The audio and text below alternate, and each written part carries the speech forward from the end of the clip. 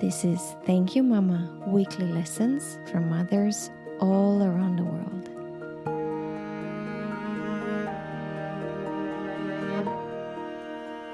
Hello and welcome to Thank You Mama. My name is Anna Teider. My guest today is Joanna Czechowska. Joanna is originally from the UK. She's a book author, editor, and journalist. She's the author of The Black Madonna of Derby and The Sweetest Enemy. Joanna, hello and welcome. Thank you so much. This is a wonderful opportunity. Thank you. I am extremely excited to have you here because you were one of my first workshop guests. Thank You Mama workshop guests. And I'm, again, very grateful to you for taking the leap and doing this journey with me. As it was the very first one, I also didn't know exactly what was going to happen. We had to tweak the agenda because I was very ambitious about how much I wanted to cover. We cut it in half, I think. It was a wonderful experience. I think we all had a great time. We learnt so much. It was tiring, as you say, but it was so enlightening and rewarding. And I think everyone else would agree with me. Thanks so much. It was a great opportunity. It was very beautiful. When I came back and the next day, I felt like I was on holidays. On Monday, I just returned from holidays. And then I have to be like, no, you just returned from the Thank You Mama workshop for the past weekend. Yes. And I loved our spontaneous dance party. I'm so excited about this. I always keep on coming back to it. And it just fills me with joy how at one point we just spontaneously had a dance party. Mm-hmm. Joanna, tell me a little bit about you. Let's introduce you first and your books and your work. Yes, okay. As you say, I'm from England. I was born in a smallish town in the centre of the country called Derby. It's an industrial town. It's the headquarters of Rolls-Royce, which you may have heard of, and they also make pottery and various things. But this is quite a provincial town. And my father was a Polish pilot during the war. He left Poland when the Germans invaded and almost literally walked across Europe, hiding from the enemy, made his way to France, and then eventually he was in the resistance in France, got down to Spain and then to Gibraltar. Gibraltar's British, so he managed to get a plane over to the UK from there. And he joined the RAF, the Royal Air Force, and he was first a paratrooper and then a pilot. And my mother was English, and they met at a social event towards the end of the war and married a few years later after the war in 1948. And it's quite a sad story because he was married in Poland and his wife remained there because her mother needed her, and he left and as I say, went across Europe. And we have letters that were exchanged between them, and she was wondering whether to leave and go with him. And, it must have been a horrible situation, but in the letters, she doesn't mention this, of course, because it's a secret, but she was working for the Polish resistance against the Germans. And she was caught. And normally, that's high treason in those days, and you'd be shot immediately. But her family were quite wealthy. They owned sugar factories, and they paid money for her not to be killed instantly, but instead she was sent to Auschwitz concentration camp. And we have her death certificate, and it says that she died of typhus there. Now, we're not sure if that's correct, because often the Nazis would put typhus or some disease, but in fact, people would be shot. So we don't know exactly, but it's a very upsetting story, and it must have affected my father terribly because he didn't know what had happened to her. Mm-hmm. And it wasn't till the war finished that he found out. So it is a traumatic story, but they had a happy marriage, my parents, even though they didn't really have a language in common, which... So he learned English. He was flying for RAF. Okay. Yes, but in the Polish squadron, so he would speak Polish, and there was a specific Polish squadron, which was incredibly effective against the enemy. That's amazing. Sorry to interrupt you. Did RAF have different nationalities of squadrons? I never knew this, that they had different... Yeah, it was the 303 Polish squadron, and I don't know if they had other nationality, but they certainly had a Polish one. I think because most Poles wouldn't have been able to. They were taught French at school, so he spoke French and he spoke Polish, and my mother obviously spoke English, and she'd learnt some German at school, but they didn't have a common language. So it makes you wonder how the romance and relationship went on, but anyway, it did. And they settled in Derby, where my mother was living, and had 4 daughters, and I'm the 4th. And being a man of his generation, he really wanted a son, but no, 4 daughters. And then he died when I was a child. I was only 11. I'm sure that the stress and of the war must have contributed to that, and his early death. So I was, as I say, brought up in Derby, and then I went to London to University College London, and I studied history and archaeology, and then I did a master's in history as well at Birkbeck College.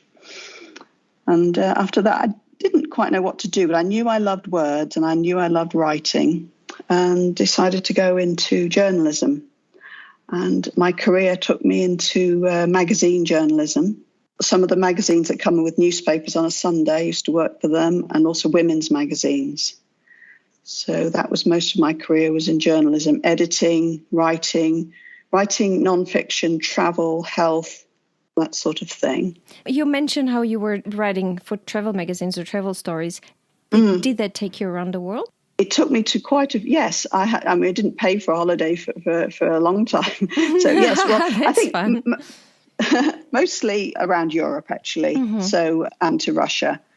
So we had a lot of lovely trips around Europe, and then I wrote the travel articles for the magazine. So yes, it was very interesting work.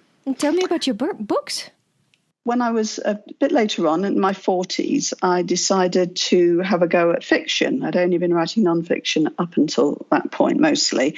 And I started writing short stories for women's magazines. And they are very, very short, just a page.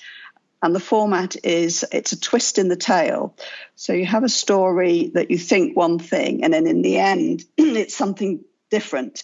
And they're quite formulaic and not amazingly artistic, but they're very hard to do because they're very hard to think of the twist. Once I'd thought of the twist, I could write the thing easily. But it was a good grounding, because I wrote lots of them. It was a good grounding in fiction, because I hadn't written any fiction since school, really.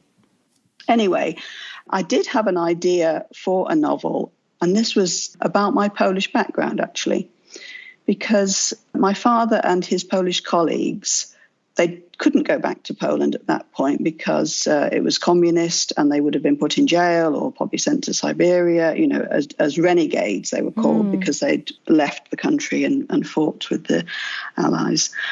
So they almost created a little Poland wherever the towns they lived in. And you'll find these all over the country. They'd create a Polish club where they would go, and there would be a restaurant there with Polish food. On a Saturday night, there'd be a dance. There'd be lots of Polish occasions. There'd be mass would be held there, a Polish school for the children, which I had to attend. So you create this small Polish sort of enclave, which is a bit fossilized, because obviously it's a Poland from long ago, and it's a bit, I think it's a bit of a strange environment. But you'll find these Polish clubs and some of them are still there. In Poland, there's still, in London, there's still a few Polish clubs around London, and they were in Scotland and all the major cities. So that was our weekend, actually. We'd go to the Polish club, we'd go to dances, we'd go to the restaurant, we'd go to talks, we'd go to all sorts of things, children's games, etc. So you learned Polish? Yes, because my grandmother, that's my father's mother, came over in the 1950s. They managed to, get her out, and she lived with us, and she couldn't speak English either. So yes, she taught us all Polish, and so it was quite a mixed childhood, because obviously my mother's English and school was English, but there was lots of weekend Polish activities. So you had this funny little other world. And much later, I thought, well, this is quite interesting because it's two cultures. You've got two languages, a culture within a culture. And when you're second generation like me, it's quite strange because there's another language at home, but at school they don't understand that. So you're living sort of two lives. Lots of immigrants have this experience, of course. But because second-generation Poles in the UK, like me, we're a fairly small group. About 120,000 Poles came during the war and just after, so it's their children. So it is a sort of small group, and their story hasn't really been told. So I thought, well, that would be quite a unique piece of fiction. So the first book, The Black Madonna of Derby, is set in a fictional family in Derby, and it revolves around this Polish culture of the club. And there's the grandmother, like my grandmother, she doesn't speak English, she feels alienated. Then there's her daughter who straddles the two, and then there's the grandchildren who are torn between the two worlds in a way. So that's the premise of the book and the sequel as well, Sweetest Enemy. And I don't think there are really any other novels out there about this group of people, second generation. No. Where does the Black Madonna come into the picture? Where did the title come from? Well, the Black Madonna is a very famous Polish icon. It's medieval, probably, but there's a lot of stories. I think my grandmother told me this, that the story is that it was actually painted by Saint Luke. And it means it looks exactly like the Virgin Mary because he knew her. This is just a legend. I think in actuality, it's medieval, this icon. And it's kept near Krakow in the south of Poland. And at one point, the Virgin Mary was proclaimed the Queen of Poland. So it's sort of venerated, this icon. And it's covered in jewels and, precious stones. But underneath, it's quite a plain, dark icon of mother and child. And it's called black because it's so old, it's become quite dark. And the reason I chose the title of The Black Madonna of Derby is I just like the juxtaposition. You've got the Black Madonna, this old sort of venerated icon of such importance, next to Derby, which is a small provincial, not very well known small city. And I like the juxtaposition of these two elements. Let's jump to Mama. Now, we heard a lot of your father. Let's learn about Mama Christine. Yes, she was born in Manchester in the north of England and then moved to Derby as a child. Her father was a metallurgist. He was a lecturer and then later a professor of metallurgy. He was very academic, very bright, had a very sharp tongue. I remember him well, very witty, but could be quite tough. Her mother was English, and she died before I was born, but by all accounts, she was a wonderful, soft, gentle woman. My mother was the eldest of 5, and I think her life, like so many, was just totally, I say, ruined by the war. As she's told me, her childhood was ruined by the war. It was such a horrible time for her. She was 12 when the war broke out, and she remembered her mother crying because her mother remembered the First World War and just said, I can't go through this again. And I think she told me it was just miserable, cold, hungry, frightening because you didn't know how it would turn out. When you're living it, you don't know how it will end.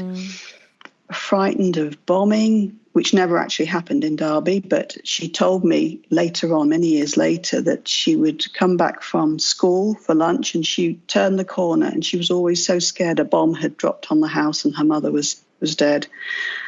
And all this affects a person, affects a child, obviously. And it did make her quite an anxious person, quite stressed, quite fearful. It stayed. I mean, when she was very old, she talked about nothing else but the war. So it had a massive impact on her psyche. And because she was the eldest child, I think she bore the impact more maybe than the others. Because she was brought up in this quite an academic family with her father being so academic and him being very tough, she sort of decided to go in the opposite direction and thought, I can't compete with this man, so I'm just not going to try. I'm not going to go for further education. I'll leave school, and what I really want to do is have children. So that's the way she went. And she loved motherhood and she loved children, and that's what she wanted. And so she didn't go to university, even though she was a very bright woman, and she was sort of self-taught or autodidact, I would say. She read so many novels and non-fiction, and she was so interested in everything. So in conversation, she was very well read, very knowledgeable, loved to talk, loved an argument and a discussion.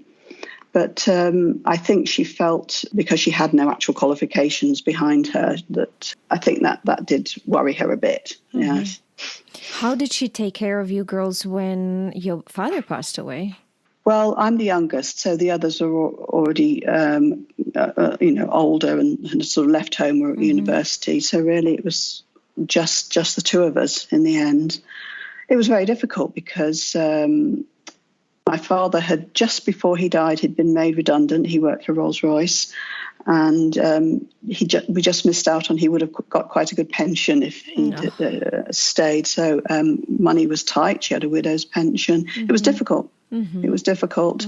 And I think she definitely felt the stress of being the only one responsible for me, because she didn't have anyone to talk to and confide in. It made her quite repressive of me. I was only allowed just to go to school. She was so scared if I went somewhere else, what I was doing, would I get killed? Would I get, get pregnant? Or, she was very anxious. And I think if my father had been alive, she would have been definitely less, but she would have had him to talk to it about. She felt the weight of that responsibility really heavily, and it made her upset and anxious and stressed and a bit angry. Do you want to tell me more about her, or should we jump into her lessons? Yes, I can tell you a little bit more about her. So as I said, she met my father at a dance, and he was very tall and handsome, and it was fell for him straight away, I'm sure. They married in 1948, I believe, and she really immersed herself in the Polish culture. She tried to learn Polish, which is a difficult language if you learn it when you're older, but she did her best, and she was quite good at it. She helped in the Polish club. She made friends with all the other members of the club, and she was quite a tour de force in the Polish community. She worked as a teacher in a private school. She taught art, and she was very artistic, and she played the piano beautifully. So she played during assembly, the hymns and that kind of thing. And she loved travel, and she just stayed in Derby and really loved the town, knew everybody. You couldn't go 5 minutes into town without someone stopping to speak to her, and because they all knew her. She'd been a teacher and lived there all her life, so she was quite a well-known figure in the town. And she lived to 90. She died 5 years ago. She lived a long life, and I think she did. The war was terrible, but she generally a very, very happy life because she loved the community and she was very immersed in the community, and that gave her a lot of strength. I love it how she found community in her husband's community. I've never heard a story like this. This is very, very unique. That she embraced her husband, who was a foreigner, that she embraced his community in her own country, and that gave her a source of joy and strength and feeling of community. That's beautiful. Yeah, she threw herself totally into it and was, tried to learn the language and was just fully embraced it. We went on holiday. The first time we went on holiday to Poland, I was a small child. It was in the 1960s, the first time my father had been back since he left. And I think she loved it. She, befriended all this family and, she talked about, I think she felt quite, even though she was English, she felt quite Polish in a strange sort of way. Yeah. Let's learn from her. So the first lesson that I think I learned was, as I probably mentioned, she was a wonderful conversationist. She was witty. She was like a raconteur. Sometimes I think she could have been a stand-up comedian because she could hold the room. She could, and it would just never stop. She would come out after anecdote after anecdote. They'd be funny. Everyone would be laughing. She could bring people out of their shell. She was not shy. And she just loved to talk. And she was really interested in other people. And that's a great lesson she taught me, is to, don't sit there talking about yourself. Ask them about themselves. What are they doing? And you will learn so much. And it will really bring them out of their shell because they know about themselves. You talk about them. And being a good conversationist is a great art. And not many people can do it. It's an amazing gift. She was endlessly curious about everything as well as about people. So she would just, as I say, she'd hold the room and get everyone talking and everyone interested. And she could put people at ease, yes. Joanna, have you watched Marvelous Mrs. Maisel? Yes, I have, Netflix? yes. It rings, yes. It reminds me hearing about your mom. It is a bit like that. Yes. I love that show. yeah, exactly. Okay.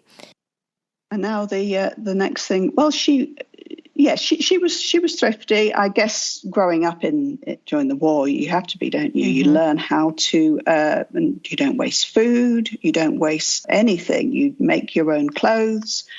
She would make everything. She had one of those old Singer sewing machines, with a handle that you turn. And when I hear that noise, that reminds, because I'd come home and she'd be beavering away on the machine making. She designed clothes herself. She knitted endless sweaters and all sorts of other clothing.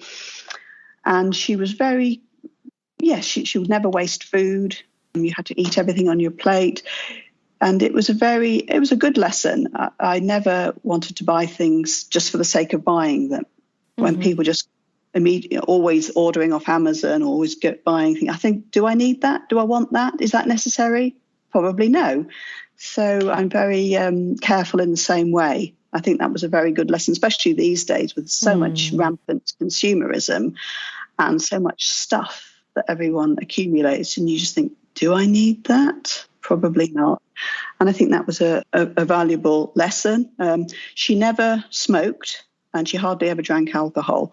And that was really against the grain of the time, because in those days, everybody smoked. All her parents did, her siblings did. She was very strong-minded. If she wanted to do one thing, she would just do it. And she wouldn't follow the pack. She would do what she wanted to do. And she said, no, I'm not going to smoke. It's bad for the health. It's bad for children. And she was absolutely right. And she very rarely drank alcohol, maybe a little, I don't know, gin and orange occasionally, but hardly ever. And she always said, I don't really like the taste. So, but she didn't follow the herd. She was her own, definitely her own woman. Okay, yes. And now you gave me the title for the episode. Oh, good. I love she was her own woman. Yeah. She was very strong. Very strong. The next lesson I think I've learned is definitely a love of words and literature. Obviously, being an author and a journalist, I've inherited that from her and also learnt it from her. As well as being a raconteur, as I said, she could hold the room with her stories and anecdotes. But she was really interested in words and etymology. And often she'd think of a word and she'd say, Joe, get the dictionary, let's look that word up. So we get the dictionary and see if whether it came from Anglo-Saxon or French, or where it came from and the other derivations of the word. And we did that all the time. And I'm the same. I love words and love to know where they come from, especially in English, because English has so many influences from different languages that you can always find, it could be Icelandic, or it could even be Indian, or it could be anything. And yes, I think it's a fascinating subject as well. And she was always reading. She told me once that even when she was a young mother, she'd be breastfeeding, but she'd still have a novel there. When she couldn't stop reading.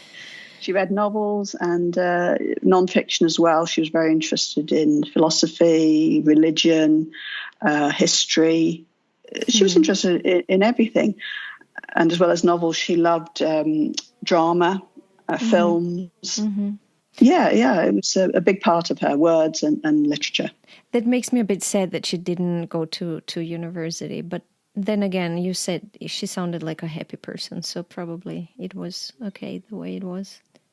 She never said, I wish I'd gone. She never said that because I think she didn't want to say, she was always said, I'm perfectly happy with my choices I made and my children. She never said that. But I wonder if deep inside she would have been brilliant there. But anyway. Do you think that this love for words helped her to learn Polish? I think you're absolutely right. She could copy the way people spoke. Yeah, she had a real gift, a real ear for that. Yeah. So did she support, was she proud of your choice to become a journalist and a book author, to work with words? Definitely, definitely. Yes, okay. Yes. She read my books, and yes, I remember her phoning me. She said, "I'm very proud of you." Oh. So very, very pleased that she did manage to read them. Yeah. Yeah. And then you have one last lesson that you sent me. Last but not least. Last but not least, music was a huge part of her life as well. She was a very good pianist and sight reader. She could just, sight read put anything in front of her and she could play it. She didn't play very often because when I was young, she was so busy. 4 children, grandmother, cooking. She did all the housework because in those days, the fathers didn't help. So she was very, very busy. But occasionally I would say, can you play the piano? And then once she started, you couldn't stop her. She was off for the evening. That would be it. And she'd keep playing. Chopin was one of her favourites. And she'd play that endlessly. And she often had the radio on. And she'd have music on the radio. And she was very eclectic in her choices. She loved all classical, especially Chopin, Beethoven. But she also loved the music of her youth, which would be Frank Sinatra and Glenn Miller and music from the 1940s. But she didn't stop. She loved the Beatles. She said they are geniuses, and she's recognized straight away how brilliant they were. So she was, she'd progressed. She wasn't stuck in her era. She loved all music. And she sang all the time. She'd go around the house. She'd be doing some work in the house, and I'd hear her singing. And I know she and her sisters used to sing harmonies. They had a very good ear for music. And she liked to sing silly, she had lots of silly songs that we'd all copy as children, think were hilarious. And she was full of music and dancing. So did you learn that from her? Did you learn piano and learn to love music? I tried to learn. I don't think I've inherited her talent, but I've inherited her appreciation. So I do love to listen to music, and I'm quite eclectic in the same way, but I don't have her talent. Somehow the music gene passed over me. And my sister's the same. None of us are very musical, and yet the next generation are, which is strange. Yeah. Before we jump into things she was not able to teach you, do you have any other lessons you'd like to share? Since that meeting we had the other day where we all talked about our mothers, obviously I've been thinking about her a lot more. I think I dreamt about her last night, actually. It brings it all back, doesn't it? Yes, she died about 5 years ago, and when just after she died, she was with me all the time, and she was such a strong person. Hard to think, well, where's she gone? Where have all those stories gone? Where have all those anecdotes gone? And are they in me? Can I say them for her? And sometimes I would actually think, I know what my mother would say in this situation, so I'm going to say it because I'm sort of speaking for her. And that was really strong in the few years after her death. And after 5 years, it does obviously, naturally, it fades a bit. It does, but your brilliant workshop really brought things back, and I've been thinking about her a lot more and trying to remember the things that she said and the lessons that she taught me. So it's been great actually doing this to bring her back. And while people on earth still remember the dead person, they're still alive, aren't they? What's the story about you die twice, once when you actually die, and then when the last person no longer remembers you. So she's still alive in her children, and her grandchildren remember her too. My children you rarely remember, because she was such a strong character. You couldn't forget her. She was a force of nature.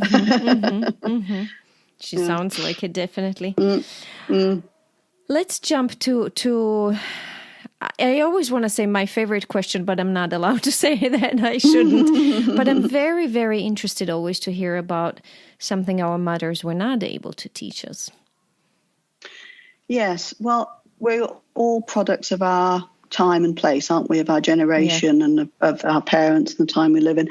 She was brought up Catholic, she and her siblings, and she stayed very, very strongly Catholic.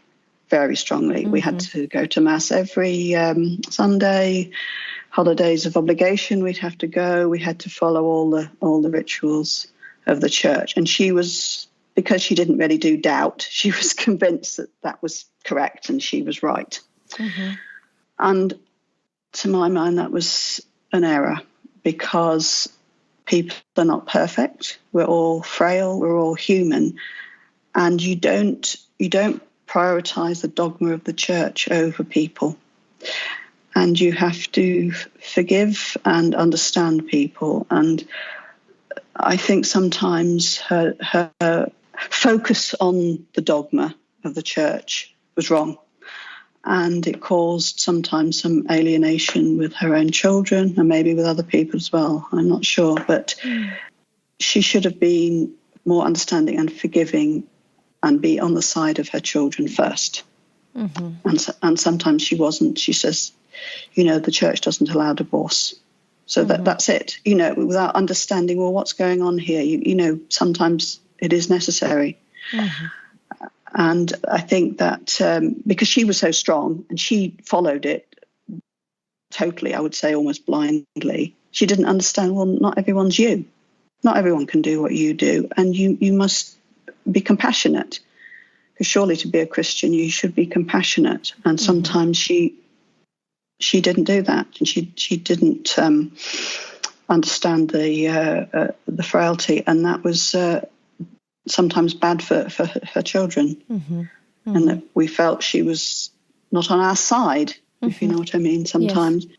I mean, I think her faith was so strong that on the plus side, it gave her great confidence. And when she was dying, she was 80 and went to the hospital, and she had what used to be called a good death. She was so happy and she was so cheerful. She couldn't speak. She had a tube, but she was sort of waving at the nurses, blowing kisses to them. She just felt so... she was ready. She was dying, but she was alive, and she was so vibrant. And I'm sure her faith gave her huge amounts of strength, because I know of other family, heard of other deaths which are not like that there's someone who's fighting against it, frightened, they don't want to go, they're this isn't my time, wrong, they just feel it's wrong, and it's miserable. And this was not miserable. It was, of course, I was heartbroken, but I just felt... She told me once, I'm so looking forward to seeing my parents again. And I think she, her belief was so strong that, I kept thinking, I do hope to see them. No. Yeah. No. But that's what it gave her. The faith gave her this knowledge and trust that she's going to a good place. And that's maybe that's worth it. I mean, Yeah. Oh, definitely. She was, it was wonderful. She was happy. She was happy. She was ready to go. She was sort of giving out love to everybody. And definitely. It was an amazingly, good death. Yeah. Whoa, Joanna, thank you. I've heard this. I've heard all of this for the second time, and I'm again immersed into it as if it is the first. Yeah. No, it's brought it all back, and Yeah. Yes, definitely. It's so good to remember, and it's so good to think about her. And I'm really proud of her. Obviously, we had our differences, especially when I was a teenager. Teenagers and mothers, not a good combination quite often, is it? Especially when the mother's probably going through the menopause and the teenager's going through all of that. And we had our differences, and obviously there were bad times. But I think I'm really proud of her, what she did, how hard she worked, how devoted she was to family, wider family and her children, and her intelligence and her wit. Oh yeah, I just wish she was here now. She is. I really think they are with us. She is, yes. So let's recap. So we learned from Mama Christine about the power of conversations, about how important it is to know how to have a good conversation. And I love it how she taught you to ask people about themselves, because people like talking to them about themselves. And my mom told me the same thing. Oh, good. Yeah. To be thrifty and not to waste things and to make things herself. And as you were talking, I thought, I wish we could all learn this from Mama Christine. The planet urgently needs us to be thrifty. Definitely. And not wasteful and to make things. You put at the same goal, but I want to separate this as a separate lesson. That she never smoked and never drank alcohol, but you talked about how strong-minded she was and that she was her own woman and she didn't follow trends. She just went her way. And her not smoking and drinking, this was just, she just didn't want to do that. And follow the masses. Yes, exactly. Love of literature and etymology of words and curiosity. I love that how often you mentioned she was curious. She was reading and was interested in the world, obviously. Yes. And the love for music. It sounds like Mama Christine had the same taste for music like me. I also love Chopin. I think he's my favorite. Yes. And then as something she did not teach you, you talked about maybe being too faithful to her faith and putting her faith or her dogma, as you put it, before her children and other people. Yes. Yeah. Yes, I think so. It's you've got to allow for human weakness and human frailty and understand people. And a dogma of the church has just been written by some men at some point, and it's it's not to follow it blindly. Yeah. Yeah, definitely. Joanna, this was so beautiful. Thank you again for both for coming to the workshop and being my guest. We could talk over and over again about Mama Christine. Thanks so much, Hannah. It's been both of the workshop and this. I've enjoyed it so much. Thanks a lot. If you enjoy Thank You Mama and want to help it grow, please take the 2 seconds to leave a 5-star review on Apple Podcasts. It really helps. If you'd like to get in touch, you can send me a mail at info@thankyouMama.net. You can also find me on Instagram, Facebook, and Twitter under Anna Teider, that's Tajder. This was Thank You Mama. Come back next week, subscribe, and tell your friends.